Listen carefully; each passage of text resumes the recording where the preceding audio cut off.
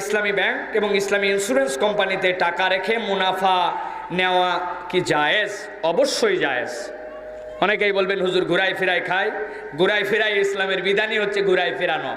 ফিরানোটাই বিধান, ঘুরানোটাই বিধান। ভালো করে মনে রাখবেন, আমাদের দেশ এখন পর্যন্ত প্রপারলি ইসলামিক স্টেট নয়। এই জন্য সেন্ট্রাল ব্যাংকের কতগুলা নিয়ম কানুন সকল ব্যাংকে মানতে বাধ্য। বাংলাদেশ ব্যাংকেরও প্রচুর মূল্য নাই। বিদেশ থেকে আপনি যে তেল খাই, এলসি খাই, যা খাই সবগুলো স্ট্যান্ডার্ড চার্টার ব্যাংকের মাধ্যমে এলসি করতে হয়। বাংলাদেশ ব্যাংকেরও কোনো ভ্যালু নাই বিদেশের কাছে।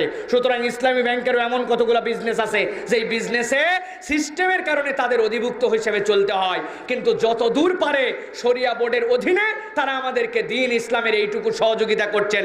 এই হিসাবে ইমানদারের তাকওয়া যে অন্য ব্যাংকের তুলনায় ইসলামী শরিয়া ভিত্তিক চালিত ব্যাংকের সাথে লেনদেন করা, ব্যবসা করা, মুনাফা খাওয়া